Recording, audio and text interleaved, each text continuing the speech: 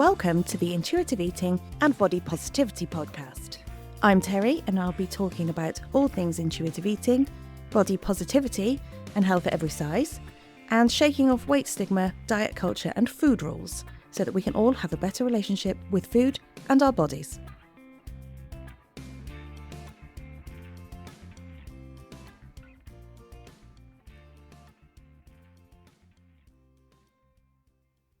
Good day to you. How are you? I think I sound a little bit croaky today, but that is because last night I went to a concert. I went to see Bon Jovi Experience and I love them so much. They are not the real Bon Jovi, but they are apparently the only Bon Jovi tribute act to actually be endorsed by Bon Jovi. So that's got to be awesome, right? Oh, we go and see them every time that they come to the local theatre. They are brilliant. They are so brilliant. The guys look like them. They sound like them. The lead guy even smiles like John Bon Jovi. It's so bizarre.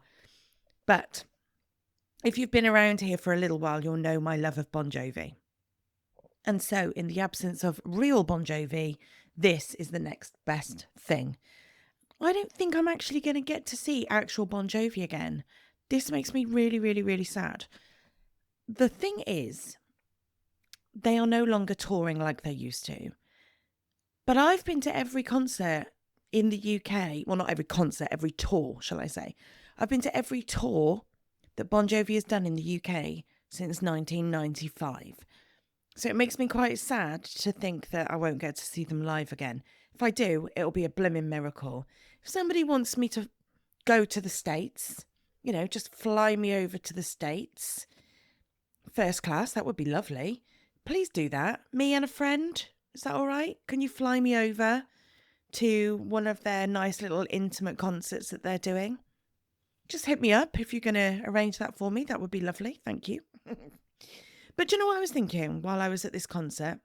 Other than, how loudly I was singing or how much I was dancing, because I was doing all of those things. I do not go to a concert and sit down, okay? I do not go to a concert and sit and listen. I go to concerts and I take part. I sing very loudly. My singing voice is not all that, let me tell you that. But I enjoy it nonetheless. And I get up and I dance right from the beginning. I love a concert. Love a concert.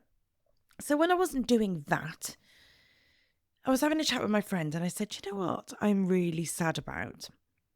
It's that I don't have one of the tour t-shirts from when they came and they did their last gig at Wembley. So if you're not in the UK or if you don't know much about this sort of stuff, we had a stadium many years ago in the 90s. Well, it closed in the 90s. Wembley Stadium. We still have Wembley Stadium. It's just a new Wembley Stadium.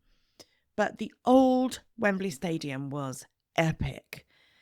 Actual concerts at old Wembley Stadium were amazing. And I went to see Bon Jovi at Wembley in 95. I didn't buy a tour t-shirt.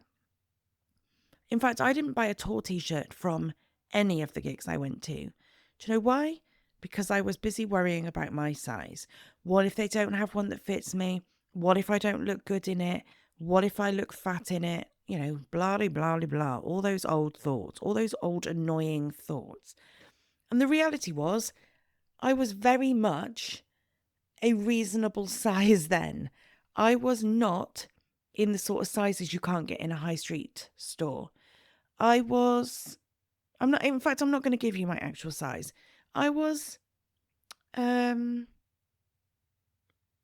mid-size. Let's go with mid-size. I wasn't quite plus size. I was average. Anyway, you get the picture. So there shouldn't have been a concern about whether or not a top would fit me. There would have been a top that fit me.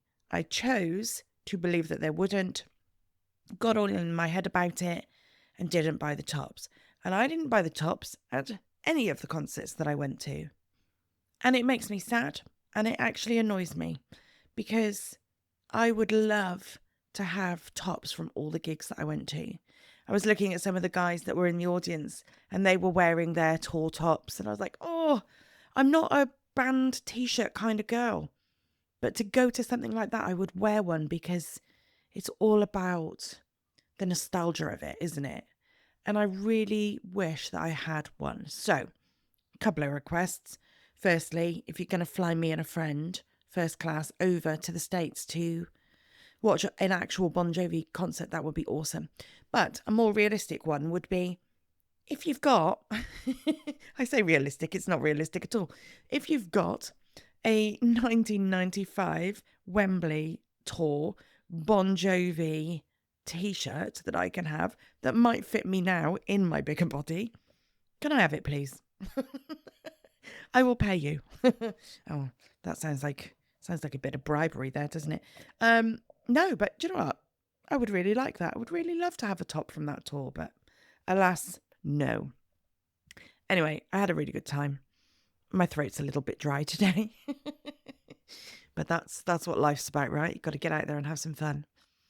In other not so great news, this week, a friend of mine had her Instagram taken down. And I saw another woman on LinkedIn had her account taken down. And she's a massive name in our space. She had her account taken down. What is with this going on? People just having their accounts whipped away from them. There was also a post that was put out to say that Instagram made a big mistake with a lot of accounts this week. They shut down loads of accounts by accident. By accident, Instagram? Are you kidding me? But they shut a load of Instagram accounts down by accident. And these accounts are not retrievable.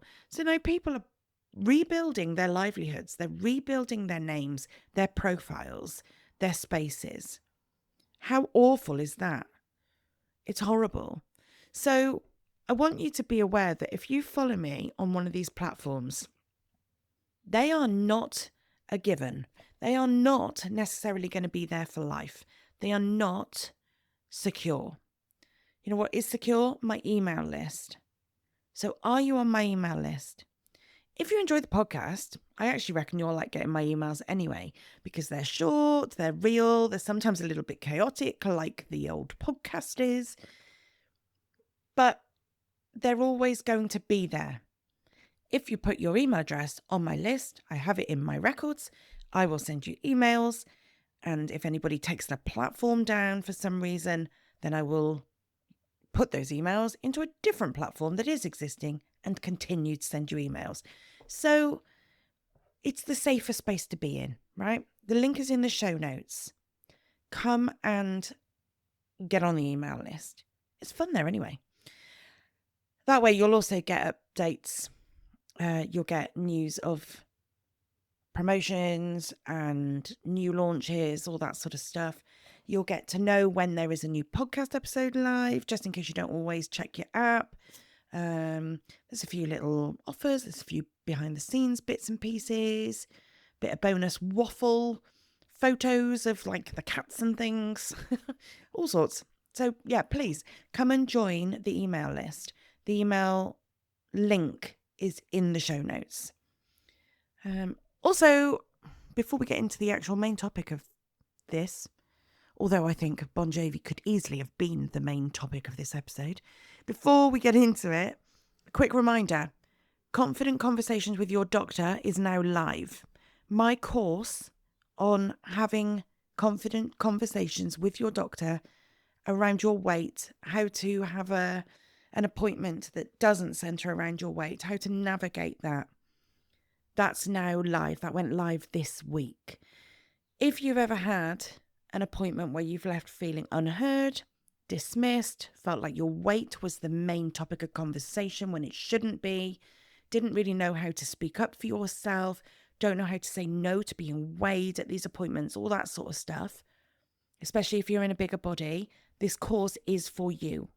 It will help you feel much more prepared and confident walking into a doctor's office. Knowing this stuff has drastically changed my doctor's appointments.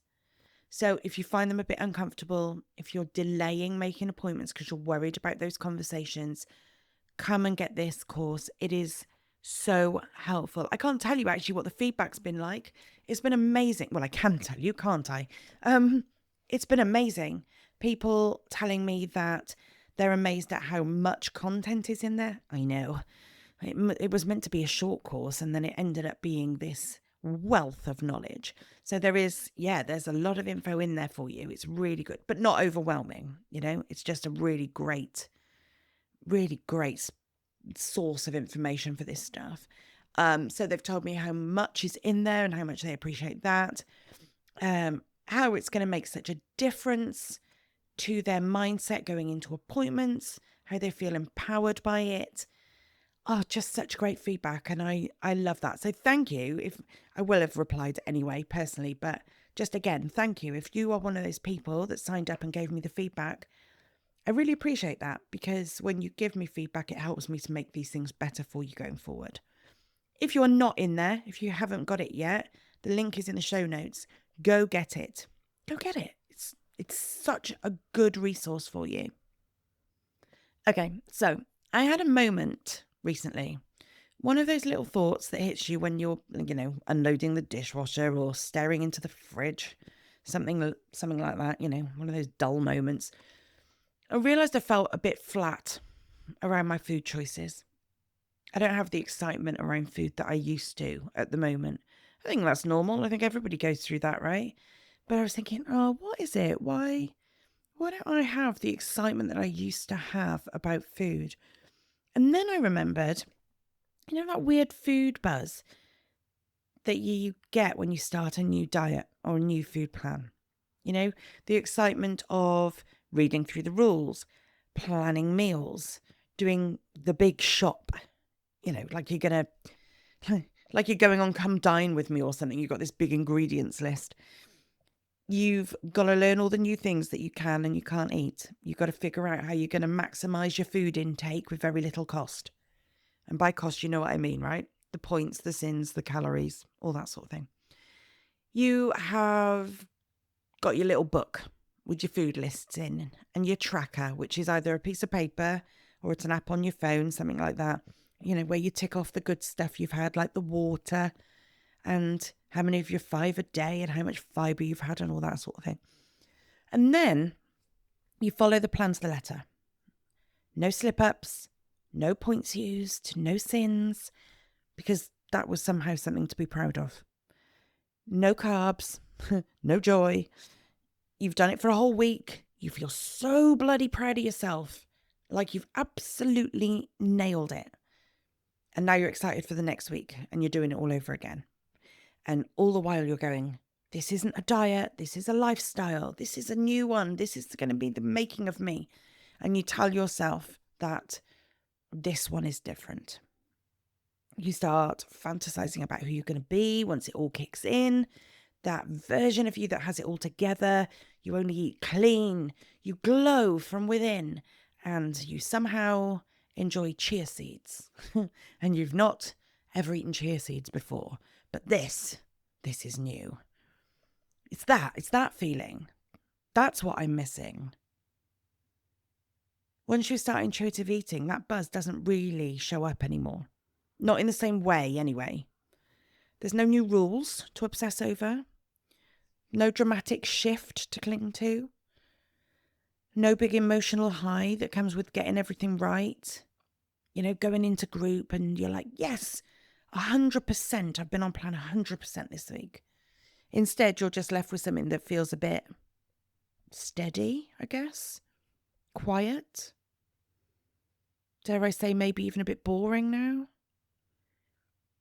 And when you've been conditioned to associate food with performance and progress and praise and all that, that quietness can feel like a bit of a loss. And sometimes that's quite hard to deal with. Our brains love a new plan. There's something really addictive about a new plan. It's got a novelty and a structure and a clear goal, and our brains love that. It gives us a sense of control, doesn't it? A project to focus on, a feeling of distraction when everything else might feel a bit all over the place, a bit of control. It also gives us a sense of purpose, something to do, something productive. Like we're working on ourselves, and that is a win in society's eyes, isn't it? Let's be honest. Society loves to praise a woman who is working on herself. But this isn't a healthy working on yourself if all you're doing is trying to lose weight. So when you follow it perfectly, you feel like this gold star student. Look at you nailing the meal prep. Look at you tracking your water and staying in the lines. You feel like you're achieving something, like you're winning at life. And even the wobbles, right? They're built into this plan, aren't they? Because that plan will inevitably fail you at some point.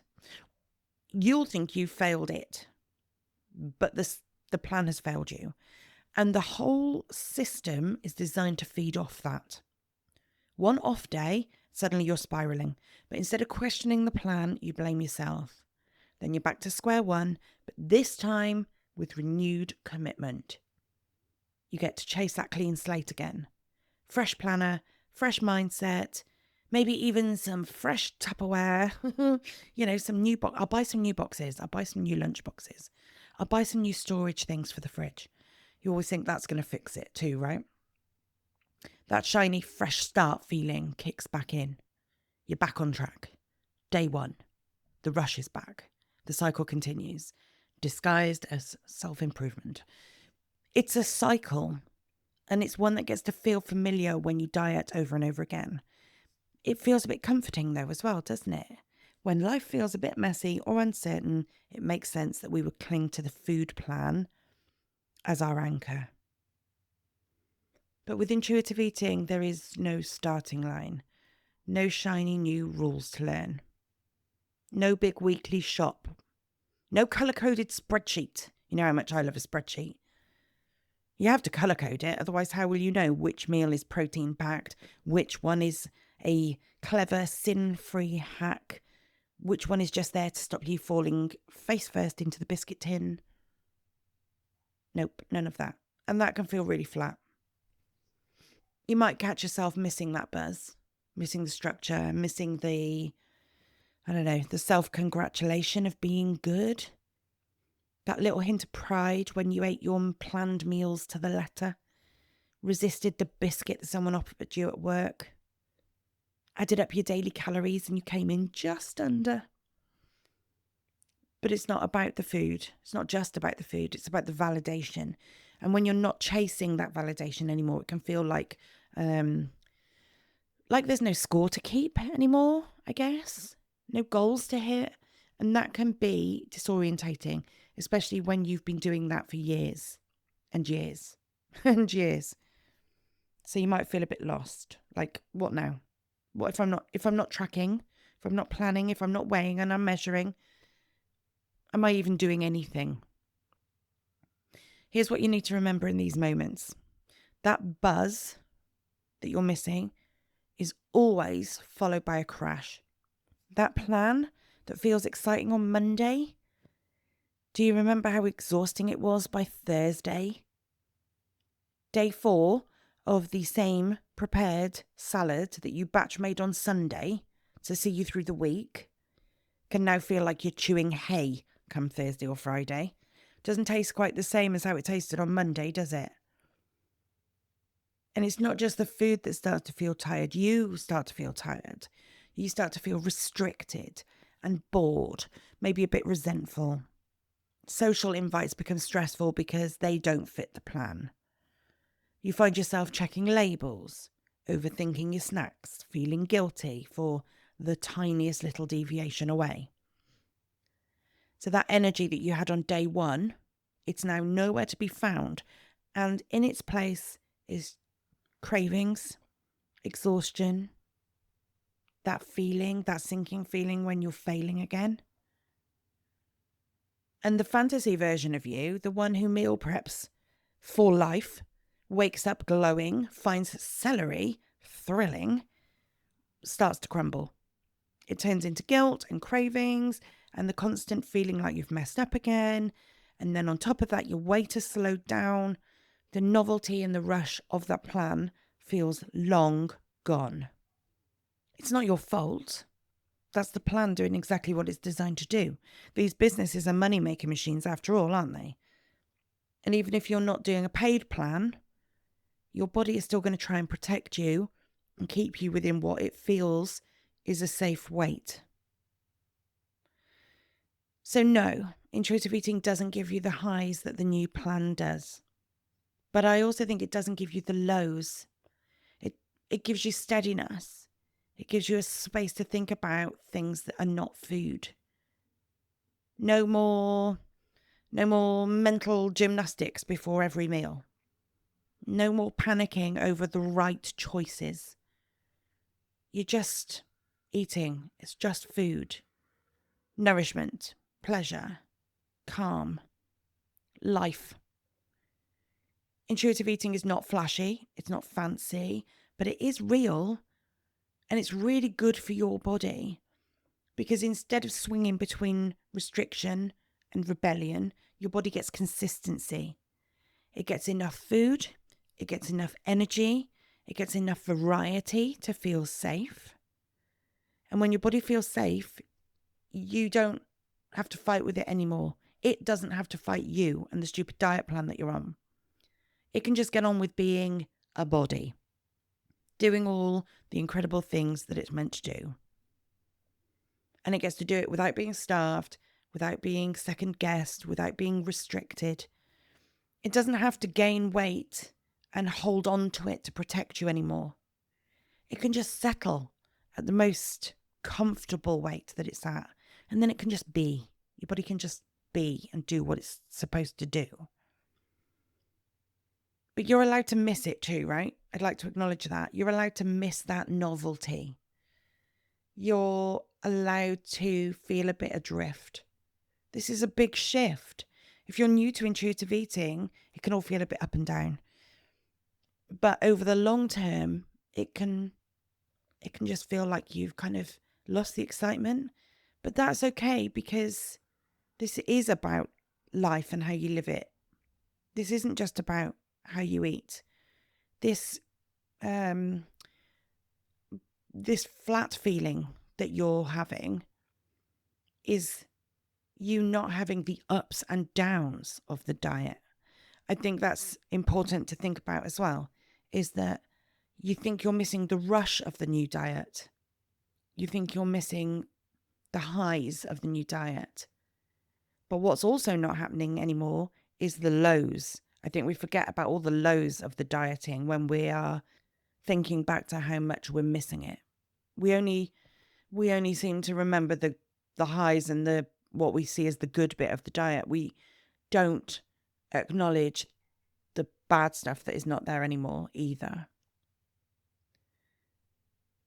The grief of losing that, the grief of no longer having those highs is a part of your growth.